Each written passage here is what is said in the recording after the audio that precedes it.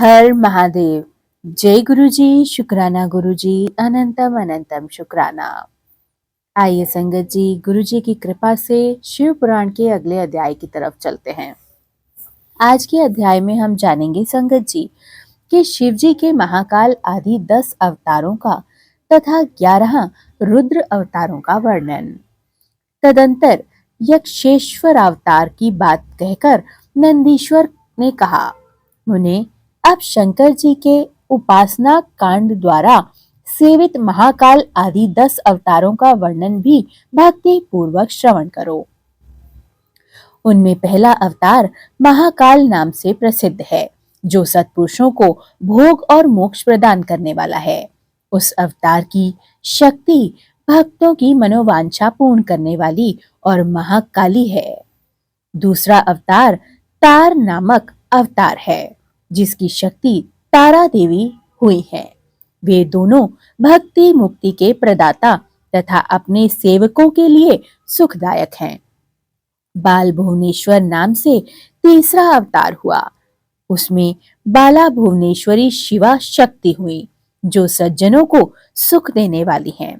चौथा भक्तों के लिए सुखद तथा भोग और मोक्ष प्रदान करने वाले षोडश श्री विधेय नामक अवतार हुआ और षोडशी श्री विदेश नामक अवतार हुआ और षोडशी श्री विद्या शिवा उनकी शक्ति हुई। पांचवा अवतार भैरव नाम से प्रसिद्ध हुआ, जो सर्वदा भक्तों की मनोकामनाओं को पूर्ण करने वाला है। इस अवतार की शक्ति का नाम है भैरवी गिरजा, जो अपने उपासकों की अभीष्ट दायिनी है। छठा शिवावतार छिन्न मस्तक नाम से हुआ और भक्त काम प्रदा गिरजा का नाम छिन्न मस्ता है। संपूर्ण मनोरथों के दाता शंभु का सातवां अवतार धूमवान नाम से विख्यात हुआ। इस अवतार में श्रेष्ठ उपासकों की लालसा पूर्ण करने वाली शिवा धूमावती हुई। शिव जी का आठवां सुखदायक अवतार बगलामुख है। उनकी शक्ति महान आनंददायिनी बगलामुखी नाम से विख्यात हुई। नवा शिवावतार मातंग नाम से हुआ। उस समय संपूर्ण अभिलाषाओं को पूर्ण करने वाली शवाणी मातंगी हुई। शंभु के भुक्ति और मुक्ति रूप फल प्रदान करने वाले 10वें अवतार का नाम कमल है, जिसमें अपने भक्तों का सर्वथा पालन करने वाली गिरजा कमला कहलाई। यही शिव के 10 अवतार हैं। ये सब के सब भक्तों तथा सत्पुरुषों के लिए सुखदायक तथा भोग और मोक्ष के प्रदाता हैं और बेहद मंगलकारक भी हैं। जो लोग महात्मा शंकर के इन 10 अवतारों की निर्विकार भाव से सेवा करते हैं, उन्हें ये नित्य नाना प्रकार के सुख देते रहते हैं। मुने, इस प्रकार मैंने 10 अवतारों का महात्म्य वर्णन कर दिया है। तंत्र शास्त्र में तो यह सर्व कामना प्रद बतलाया गया है। मुने, इन शक्तियों की भी अद्भुत महिमा है। तंत्र आदि शास्त्रों में इस महिमा का सर्व काम प्रद रूप से वर्णन किया गया है। ये नित्य दुष्टों को दंड देने वाली और बाह्य तेज की विशेष रूप से वृद्धि करने वाली है। ब्राह्मण, इस प्रकार मैंने तुमसे महेश्वर के महाकाल आदि 10 शुभ अवतारों का शक्ति सहित वर्णन कर दिया है, जो तुमने श्रवण किया। जो मनुष्य समस्त शिव पर्वों के अवसर पर इस परम पावन कथा का भक्ति पूर्वक पाठ करते हैं, वह शिव जी का परम प्यारा भक्त बन जाते हैं। इस आख्यान का पाठ करने से ब्राह्मण के ब्रह्म तेज में वृद्धि होती है। क्षत्रिय विजय और लाभ प्राप्त करते हैं। वैश्य धनपति हो जाते हैं और शूद्र को सुख की प्राप्ति होती है। स्वधर्म परायण शिव भक्तों को यह चरित्र सुनने मात्र से सुख प्राप्त होने लगता है और उनकी शिव भक्ति विशेष रूप से बढ़ जाती है। मुने, अब मैं शंकर के एकादश श्रेष्ठ अवतारों का वर्णन करता हूँ। तुम ध्यान पूर्वक सुनना। उन्हें श्रवण करने से असत्याद्विज जनित बाधा पीड़ा नहीं पहुंच सकती। पूर्व काल की बात है, एक बार इंद्र आदि समस्त देवताओं में दैत्यों से पराजित हो गए थे। तब वे भयभीत हो अपनी पूरी अमरावती को छोड़कर भाग खड़े हुए। यूं दैत्यों द्वारा अत्यंत पीड़ित हुए वे सभी देवता कश्यप जी के पास जा पहुंचे। वहां उन्होंने परम व्याकुलता पूर्वक हाथ जोड़कर एक मस्तक झुकाकर उनके चरणों में अभिवादन किया और उनका भली भांति सत्वन करके आदर पूर्वक अपने आने का कारण प्रकट किया तथा दैत्यों द्वारा पराजित होने से उत्पन्न हुए अपने सारे दुखों को भी कह सुनाया। तात तब उनके पिता कश्यप जी देवताओं की उस कष्ट कहानी को सुनकर बड़े अधिक दुखी नहीं हुए, क्योंकि उनकी बुद्धि शिव जी में आसक्त थी। मुने उन शांत बुद्धि मुनि ने धैर्य धारण करके देवताओं को आश्वासन दिया और स्वयं परम हर्ष पूर्वक विश्वनाथपुरी काशी जी को चल पड़े।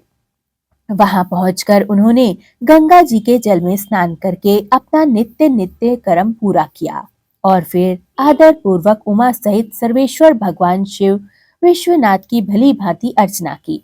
तदंतर शंभु दर्शन के उद्देश्य से एक शिवलिंग की स्थापना करके वे देवताओं के हितार्थ परम प्रसन्नता पूर्वक घोर तप करने लगे।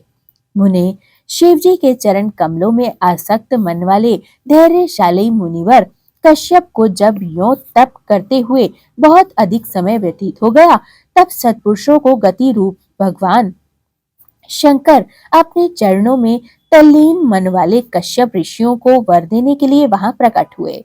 भक्त वत्सल महेश्वर परम प्रसन्न तो थे ही, अतः वे अपने भक्त मुनिवर कश्यप से बोले, वर मांगो। उन महेश्वर को देखते ही प्रसन्न बुद्धि वाले देवताओं के पिता कश्यप जी का मन हर्षमगन हो गया और हाथ जोड़कर उनके चरणों में नमस्कार करके स्तुति करते हुए यूं बोले, महेश्वर, मैं सर्वथा आपका शरणागत हूँ। स्वामी, देवताओं के दुख का विनाश करके मेरी अभिलाषा को पूर्ण कीजिए। देवेश, मैं पुत्रों के दुख से विशेष दुखी हूँ, अतः ईश मुझे सुख दीजिए, क्योंकि आप देवताओं के सहायक हैं। नाथ, महाबली दैत्यों ने देवताओं और यक्षों को पराजित कर दिया है, इसलिए शंभो, आप मेरे पुत्र रूप से प्रकट होकर देवताओं के लिए आनंददाता बनिए। नंदीश्वर जी कहते हैं, मुने, कश्यप जी के ऐसा कहने पर सर्वेश्वर भगवान शंकर उनसे तथेति ऐसा ही होगा यूं कहकर उनके सामने वही अंतर ध्यान हो जाते हैं।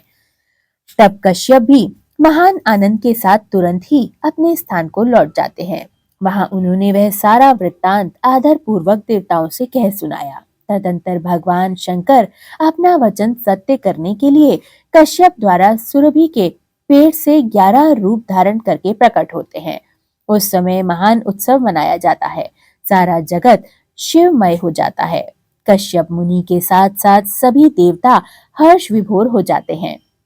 उनके नाम रखे गए कपाली, पिंगल, भीम, वीरूपाक्ष, विलोहित, शास्ता, अजपाद, अर्धिबुंद, शंभु, चंड और भव।